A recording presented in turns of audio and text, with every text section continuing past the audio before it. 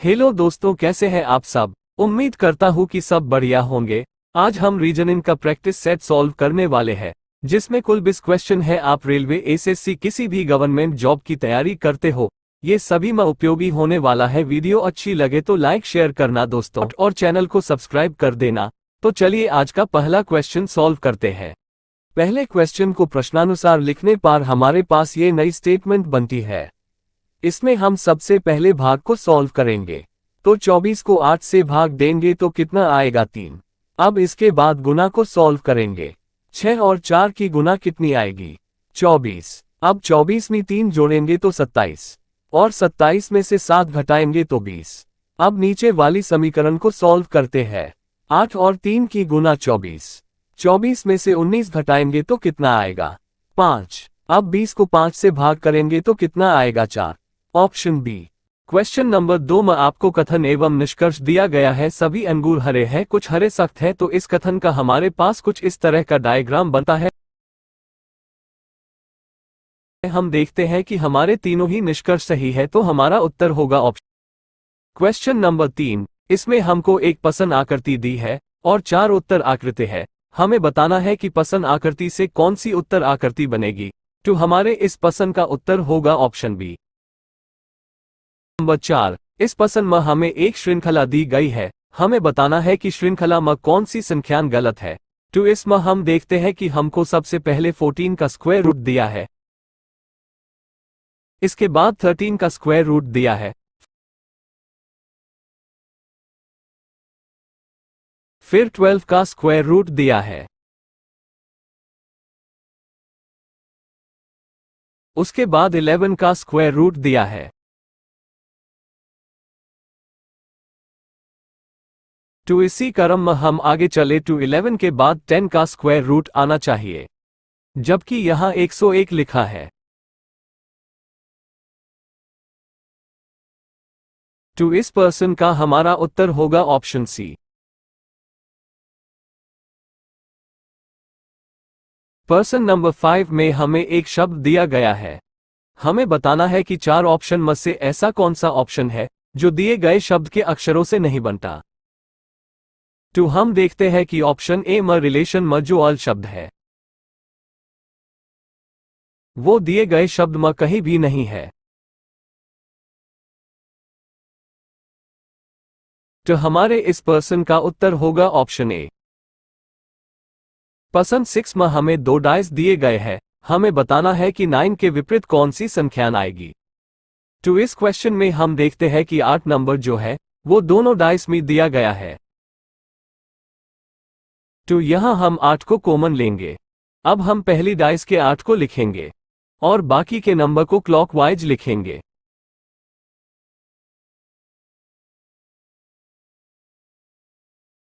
Same यही काम 2 number dice में करना है।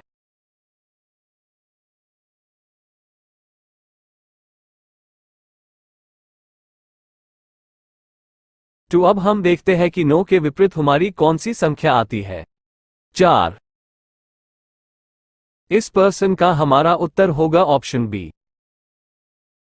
पर्सन नंबर 7 में हमें एक कथन दिया है और उससे संबंधित धारणाएं दी है। कथन में लिखा है कि खेल शुरू करने से पहले, अर्थात खेल अभी आयोजित किया जाएगा। तो पहली धारणा बिल्कुल सही है। अब कथन में लिखा है कि निर्देश पढ़े। इसका मतलब सभी खिलाड़ी देख सकते हैं, कोई भी खिलाड़ी अंधा नहीं है। तो हमारी दूसरी धारणा भी बिल्कुल सही है। अब कथन में पढ़ने के लिए बोला है,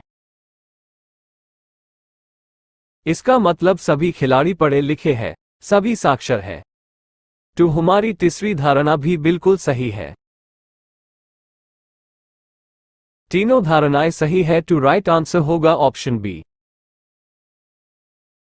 पर्सन 8, इसमें हमें 3 आकृति दी गई है और पूछा है कि तीसरी आकृति में पर्सन चिन्ह के स्थान पर कौन सी संख्या आएगी। अब हम देखते हैं कि पहली आकृति में 221 कैसे लिखा है। 13 और 17 को आपस में गुना करके लिखा है। इसी तरह दूसरी आकृति में 12 और 19 को गुना करके 228 लिखा है। इसी पैटर्न को फॉलो करते हुए हम तीसरी आकृति में 13 और 18 को आपस में गुना करेंगे। तो हमारे पास कितनी संख्या आएगी? 234। तो इस पर्सन का हमारा उत्तर होगा ऑप्शन सी।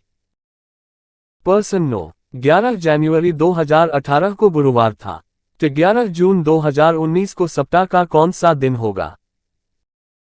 हमें पता है कि साधारण वर्ष में एक साल बाद सेम डेट पर दिए गए दिन से एक दिन आगे होता है।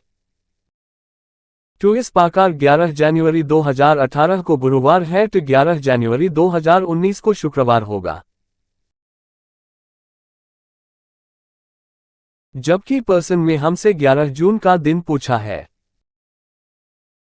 अब हम 11 जनवरी से 11 जून के बीच के दिनों की संख्या ज्ञात करेंगे।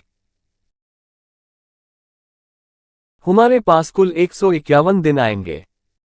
विषम दिन ज्ञात करने के लिए 151 को 7 से भाग करेंगे।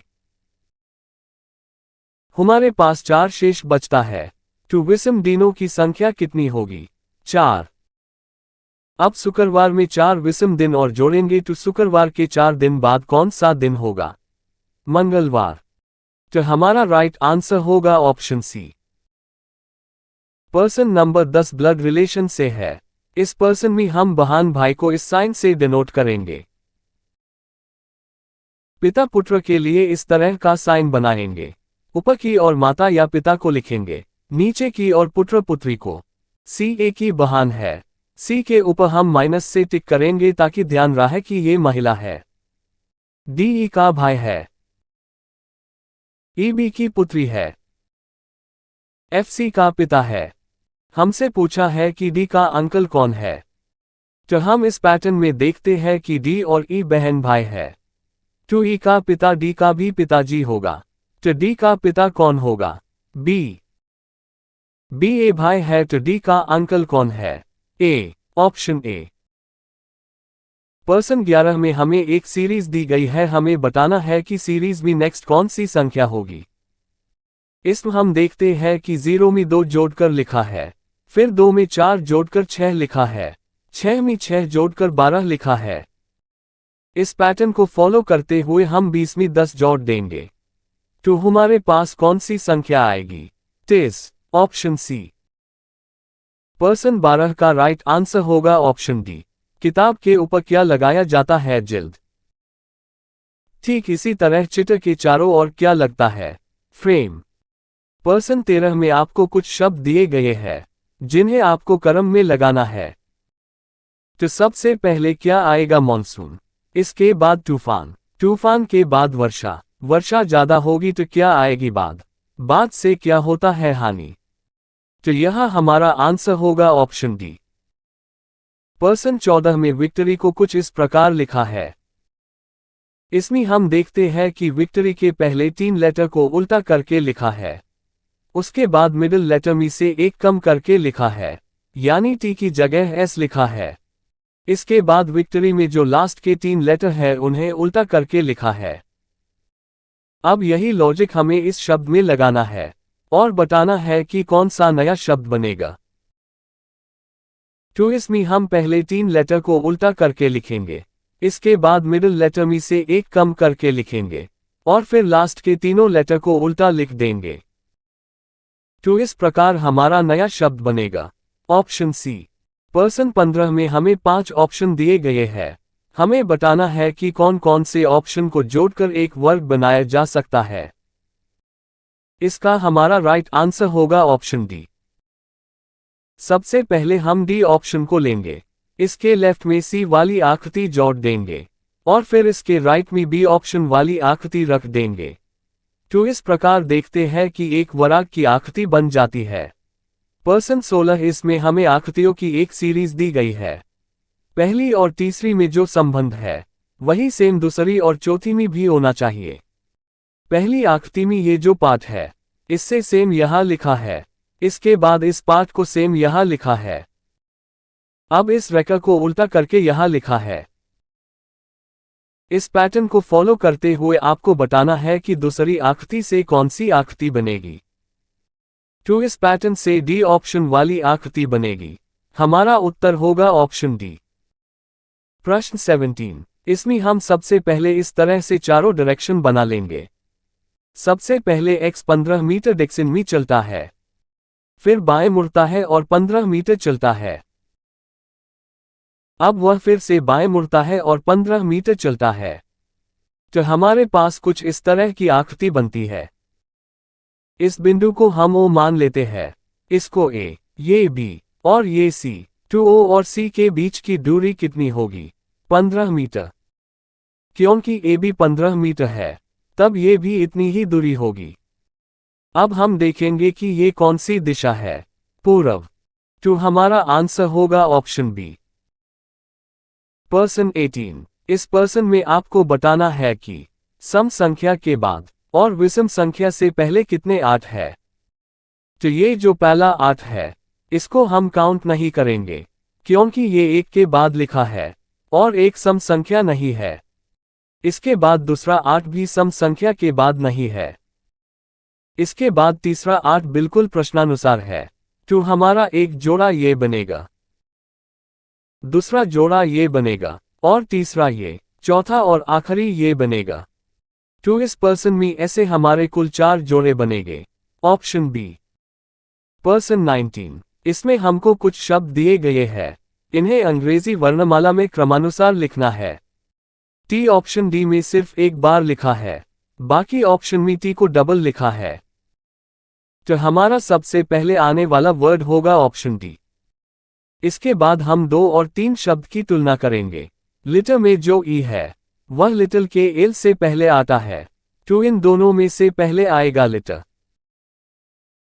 अब हम देखते हैं कि हमारे उत्तर का क्रम केवल ऑप्शन डी में बन रहा है। अब हम सभी शब्द को चेक नहीं करेंगे, जिससे कि हमारा टाइम बचेगा, और डायरेक्ट डी पर टिक लगा देंगे। Option D. पर्सन 20। इसमें हम देखते हैं कि PQR के बाद STU आते हैं, जिन्हें यहां उल्टा लिखा है। अब LMN के बाद आने वाले 3 लेटर OPQ, इनका उल्टा क्रम होगा QPO, जो कि ऑप्शन बी में दिया है। तो हमारा उत्तर होगा ऑप्शन बी। तो आज की वीडियो में बस यहीं तक पढ़ेंगे दोस्तों।